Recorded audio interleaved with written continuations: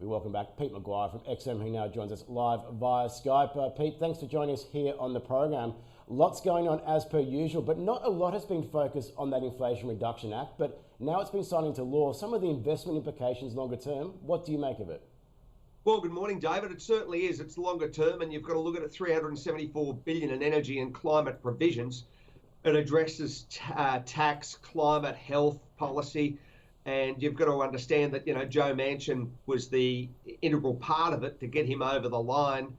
That was, I think, a lot of massaging. Bill Gates came to the party and a few others, and they were able to get it, signed off. You're talking solar supply chains, electric vehicles, batteries, you name it, across the world, and how America is going to benefit from it, how they are going to move forward with biotech innovation, R&D initiatives, and so on.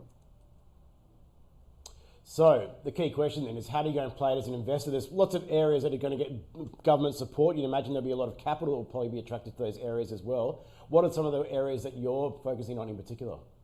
Well, you'd have to look at biotech for sure, and I think from the electric vehicle standpoint is, how long is that going to take to really ratchet up to get everyone across the line, if that's what they're trying, well, obviously they're trying to do, and move forward with that initiative. So you'd have to look at batteries, you'd have to look at, all the inputs that go into from the supply chain, and try and find a sector of the market that you feel warm and fuzzy on. And then you think that there's going to be upside over the next, 3 to 10 years or 20 years, David. And that's, these are big paradigm shifts from a mindset that we've been just embedded in crude oil, and now you're wanting to change that and change it so dramatically. So yeah, US government policy and all of those components. So I think you've just got to be, look for the shooting stars. Yeah, follow where the government wants you to invest and do accordingly. That's pretty simple investment philosophy. Over the shorter term horizon, Pete, obviously you like to go and keep a close eye on what's going on, the day-to-day activity in markets. What did you make about some of the events after last night? That UK CPI print in particular, just red hot and above even high expectations out there. Absolutely, cracking double figures, David. That was really a launch pad to how much further can it go. The herd on Main Street over there is enormous, and we're conscious that that seems to be across their ditch to Europe, and they'll be probably producing some pretty hot numbers come August, September. So that'll be something to keep an eye on, or certainly September, October. Where does it end? That's the main concern, and I think you're looking at the pound there still at 120. You might see some further pressure to the downside there in the short term. We're keeping a close eye on it. US dollar seems to be, continuing its updraft. So, yeah, there's a lot to look at from just that perspective as far as pound or cable US dollar. What about dollar yen? It's got a lot of attention recently. The yen's been absolutely smashed over the first half of the year. It's come back a little bit recently, but of course, Japan seems to be a bit of a laggard when it comes to those inflationary pressures. Do you think that we might actually see same elements across other parts of the world will go and actually come to the Japanese economy? Well, they've been incredible. They're called the Dove King, David. The Japanese, the BOJ. There've been no movement there. You've got a negative 0.1% interest rate, so there'll be probably a push higher because you're looking at the inflation hit an 8-year high. That's what we're expecting tomorrow. It comes out on Friday, and it should be higher than what the BOJ, as far as their target. So that's going to be a push forward. So they may get off their hands and start ratcheting up as well. The yen still sitting at that 135 handle. I wouldn't be surprised to see some movement if they ratchet up rates, then or talk of it. Then that's really going to take a different perspective as far as where we see yen trade. You mentioned the dollar. You said that the updraft looks like it's continuing at the moment because, of course, it started to waver a little bit. We got the Fed minutes out last night from that July policy meeting. Anything in that goes to give an indication that there is a pivot underway of sorts?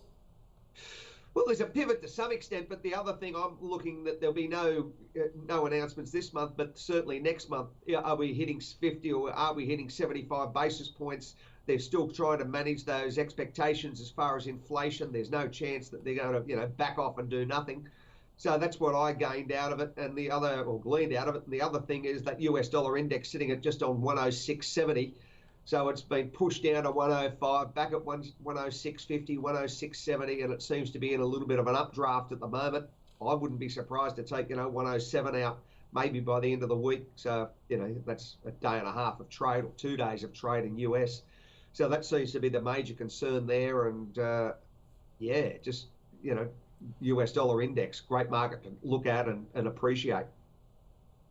Absolutely. I want to go and ask you the question about that Fed pivot, because we've seen the reaction in equity markets as well. They're coming to the tail end of their earnings season, of course, over there. What are some of the things that you're seeing from a technical perspective that is interesting at the moment when it comes to those US markets, whether it's at the stock level or index level? Well, if I look at index level, the Nasdaq, had a bit of a sell-off last night. Or when I say that, was down 1.25%. But they're just so choppy. But the overall, theme and the bullishness we've experienced since June has been dramatic. So, every trader's rubbing their hands with glee what they've picked up in that period of that 8-week cycle. And, it's probably a little bit exhausted to the upside. You might see it level off a little bit. There's no doubt that this is a quiet time for traders traditionally in August. So they'll just wait and see, they're enjoying their summer vacations on the Northern Hemisphere. So that seems to be the general, general consensus. And if you're looking at that S&P 500, I know it's down 0.7. Again, that's been choppy. So, the big markets are, well, if you want to trade daily, David, they never short of surprises because there's always movement out there. Yeah, plenty of volatility at the moment. Are you brave enough to go and call it and the bottom's already in, or do you still think this is a bear market rally and we'll retest those lows seen a couple of months back? Well, that's a hard one to say. You've got to be, no one knows the future, but I think the volatility will remain because there's so many moving parts. There's, the market's got to digest, the energy and climate provisions in that bill that, or the Reduction Act that Biden sold to the market. We've got to take on board what's going to happen as far as the performance of the indexes, where does, the inflation story, the Fed, all of these inputs, GDP growth. Yeah, there's a lot to digest over the next couple of months. So it's hard to say where we're going to see equities by end of year, David, or even by October or November. No, sensible response. There's a lot of people out there who are already offering their opinions, so best go and stay out of that one. Pete, to go finish off, Aussie jobs are out today. The Aussie dollar got absolutely smashed last night. Really concerns, of course, about what's going on when it comes to the global economy. That event, Aussie dollar, how is it looking at this point in time? 69.30, David, seems to be, just a big sell-off. It's whipsawing, never short of surprises. Sometime early in the week, you might be at 71 now, you're at 69. So if you want to trade it, it just lives up to, a wild bucking bronco, nearly as wild as nat gas. But, it's a very, very volatile currency to trade. And that's the great attraction that the Aussie, and we're conscious as far as the real estate sector in China, the overall issues that they're facing. So, yeah, we're living and breathing it and appreciating the, that's just the chance to make $1 out of it.